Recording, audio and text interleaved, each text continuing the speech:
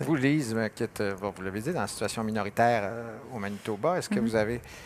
Bon, on ne fera pas un grand débat sur comment l'État récupère les territoires ou efface ou non les noms, mais ce qu'évoque un petit peu Louis-Carl par rapport aux Huron-Wendat ou aux Premières Nations au Québec, comment vous vivez un peu ça comme francophone minoritaire Nous au avons Manitoba? notre mythe fondateur, c'est Louis Riel, c'est le Ouais. métissage, c'est la lutte pour la sauvegarde de la foi, de la langue, de la propriété.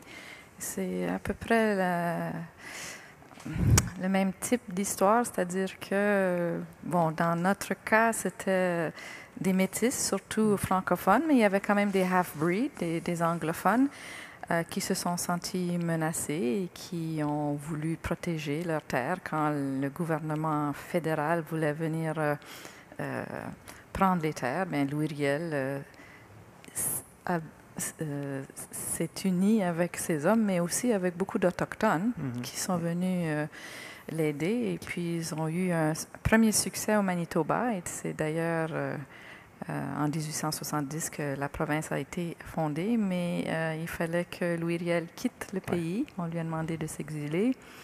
Et puis, 15 ans plus tard, en Saskatchewan, parce que tous les Métis ont perdu leur terre malgré tout, les Anglais sont venus et ont tout acheté. Et donc, les Métis se sont retrouvés dans l'Ouest, en Saskatchewan, à Batoche. Et l'histoire a recommencé. Ça, c'est exactement le même cycle qui se perpétue. Mais je dirais que ce mythe fondateur est quand même assez important. Il y a une réhabilitation assez importante de Louis Riel. On considère maintenant que c'est le père fondateur du Manitoba. Et ce qui est vraiment intéressant, c'est qu'à l'origine, en 1870, le Manitoba était essentiellement francophone.